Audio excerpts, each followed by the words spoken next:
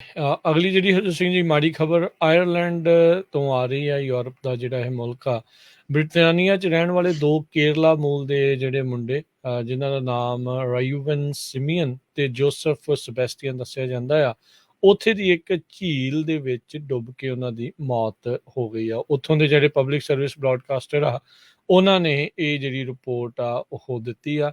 ਇਹ 6 ਜਾਣਿਆਂ ਦੇ ਦੋਸਤ ਸੀਗੇ ਜੋ ਤੈਰਾਕੀ ਕਰਨ ਦੇ ਲਈ ਉਸ ਝੀਲ ਦੇ ਵਿੱਚ ਗਏ ਸੀਗੇ, ਜਿਸ ਦੌਰਾਨ ਇਹਨਾਂ ਦੋ ਮੁੰਡਿਆਂ ਦੀ ਮੌਤ ਹੋ ਗਈ ਹੈ। ਕੈਨੇਡਾ ਦੇ ਵਿੱਚੋਂ ਇਹ ਖਬਰਾਂ ਵੀ ਬਹੁਤ ਹਰਜੋਤ ਸਿੰਘ ਜੀ ਆਉਂਦੀਆਂ ਰਹੀਆਂ ਨੇ, ਲਗਾਤਾਰ ਆ ਰਹੀਆਂ ਨੇ ਤੇ ਰੁਕਣ ਦਾ ਨਾਮ ਵੀ ਨਹੀਂ ਲੈ ਰਹੀਆਂ। ਸੋ ਜਿਹੜੇ ਖਾਸ ਕਰਕੇ ਨੌਜਵਾਨ ਜਿਹੜੇ ਵੀ ਕਿਤੇ ਵੀ ਜਦੋਂ ਜਾਂਦੇ ਨੇ, ਉਹਨਾਂ ਨੂੰ ਅਸੀਂ ਇਹੀ ਬੇਨਤੀ ਕਰਨਾ ਚਾਹੁੰਦੇ ਹਾਂ ਵੀ ਜੇ ਤੈਰਾਕੀ ਚੰਗੀ ਤਰ੍ਹਾਂ ਨਹੀਂ ਆਉਂਦੀ ਜਾਂ ਤੁਹਾਡੇ ਕੋਲ ਪੂਰੇ ਸੇਫਟੀ ਪ੍ਰੀਕਾਸ਼ਨ ਨਹੀਂ ਹਨ ਤਾਂ ਉਸ ਥਾਂ ਦੇ ਉੱਤੇ ਜਿਹੜਾ ਉਹ ਨਾ ਜਾਇਆ ਜਾਵੇ। ਤੇ ਨਾਲ ਦਿਆਂ ਨੂੰ, ਸਾਥੀਆਂ ਨੂੰ ਵੀ ਇਹ ਗੁਜ਼ਾਰਿਸ਼ ਆ ਵੀ ਬੰਦਿਆਂ ਨੂੰ ਪ੍ਰੈਸ਼ਰ ਨਾ ਪਾਇਆ ਕਰੋ, ਧੱਕਾ ਨਾ ਕਰਿਆ ਕਰੋ ਵੀ ਚੱਲ ਕੁਛ ਨਹੀਂ ਹੁੰਦਾ, ਇਹ ਹੈ ਉਹ ਹੈ। ਕਿਉਂਕਿ ਜਦੋਂ ਬੰਦਾ ਡੁੱਬਣ ਲੱਗਦਾ ਆ, ਨਾ ਫਿਰ ਉਹ ਜੇ ਕੋਈ ਐਕਸਪਰਟ ਨਹੀਂ ਉਸ ਨੂੰ ਕਿਸੇ ਨੂੰ ਬਚਾਉਣ ਦੇ ਵਿੱਚ, ਉਹ ਗੋਤਾਖੋਰ ਨਹੀਂ ਆ, ਕੱਢ ਨਹੀਂ ਸਕਦੇ, ਤਾਂ ਬਚਾਉਣਾ ਫਿਰ ਉਹ ਨਾਮੁਮਕਿਨ ਬਣ ਜਾਂਦਾ। ਸੋ ਇਹੋ ਜਿਹੀਆਂ ਚੀਜ਼ਾਂ ਦੇ ਨਾਲ ਜਿਹੜਾ ਖਿਲਵਾੜ ਆ ਉਹ ਨਹੀਂ ਕਰਨਾ ਚਾਹੀਦਾ।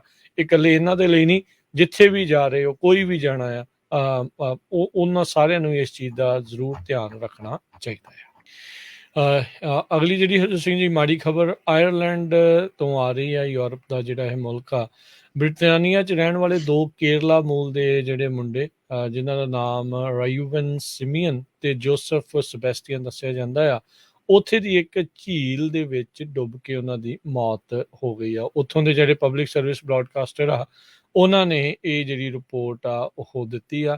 ਇਹ 6 ਜਾਣਿਆਂ ਦੇ ਦੋਸਤ ਸੀਗੇ ਜੋ ਤੈਰਾਕੀ ਕਰਨ ਦੇ ਲਈ ਉਸ ਝੀਲ ਦੇ ਵਿੱਚ ਗਏ ਸੀਗੇ, ਜਿਸ ਦੌਰਾਨ ਇਹਨਾਂ ਦੋ ਮੁੰਡਿਆਂ ਦੀ ਮੌਤ ਹੋ ਗਈ ਹੈ। ਕੈਨੇਡਾ ਦੇ ਵਿੱਚੋਂ ਇਹ ਖਬਰਾਂ ਵੀ ਬਹੁਤ ਹਰਜੋਤ ਸਿੰਘ ਜੀ ਆਉਂਦੀਆਂ ਰਹੀਆਂ ਨੇ, ਲਗਾਤਾਰ ਆ ਰਹੀਆਂ ਨੇ ਤੇ ਰੁਕਣ ਦਾ ਨਾਮ ਵੀ ਨਹੀਂ ਲੈ ਰਹੀਆਂ। ਸੋ ਜਿਹੜੇ ਖਾਸ ਕਰਕੇ ਨੌਜਵਾਨ ਜਿਹੜੇ ਵੀ ਕਿਤੇ ਵੀ ਜਦੋਂ ਜਾਂਦੇ ਨੇ, ਉਹਨਾਂ ਨੂੰ ਅਸੀਂ ਇਹੀ ਬੇਨਤੀ ਕਰਨਾ ਚਾਹੁੰਦੇ ਹਾਂ ਵੀ ਜੇ ਤੈਰਾਕੀ ਚੰਗੀ ਤਰ੍ਹਾਂ ਨਹੀਂ ਆਉਂਦੀ ਜਾਂ ਤੁਹਾਡੇ ਕੋਲ ਪੂਰੇ ਸੇਫਟੀ ਪ੍ਰੀਕਾਸ਼ਨ ਨਹੀਂ ਹਨ ਤਾਂ ਉਸ ਥਾਂ ਦੇ ਉੱਤੇ ਜਿਹੜਾ ਉਹ ਨਾ ਜਾਇਆ ਜਾਵੇ। ਤੇ ਨਾਲ ਦਿਆਂ ਨੂੰ, ਸਾਥੀਆਂ ਨੂੰ ਵੀ ਇਹ ਗੁਜ਼ਾਰਿਸ਼ ਆ ਵੀ ਬੰਦਿਆਂ ਨੂੰ ਪ੍ਰੈਸ਼ਰ ਨਾ ਪਾਇਆ ਕਰੋ, ਧੱਕਾ ਨਾ ਕਰਿਆ ਕਰੋ ਵੀ ਚੱਲ ਕੁਛ ਨਹੀਂ ਹੁੰਦਾ, ਇਹ ਹੈ ਉਹ ਹੈ। ਕਿਉਂਕਿ ਜਦੋਂ ਬੰਦਾ ਡੁੱਬਣ ਲੱਗਦਾ ਆ, ਨਾ ਫਿਰ ਉਹ ਜੇ ਕੋਈ ਐਕਸਪਰਟ ਨਹੀਂ ਉਸ ਨੂੰ ਕਿਸੇ ਨੂੰ ਬਚਾਉਣ ਦੇ ਵਿੱਚ, ਉਹ ਗੋਤਾਖੋਰ ਨਹੀਂ ਆ, ਕੱਢ ਨਹੀਂ ਸਕਦੇ, ਤਾਂ ਬਚਾਉਣਾ ਫਿਰ ਉਹ ਨਾਮੁਮਕਿਨ ਬਣ ਜਾਂਦਾ। ਸੋ ਇਹੋ ਜਿਹੀਆਂ ਚੀਜ਼ਾਂ ਦੇ ਨਾਲ ਜਿਹੜਾ ਖਿਲਵਾੜ ਆ ਉਹ ਨਹੀਂ ਕਰਨਾ ਚਾਹੀਦਾ।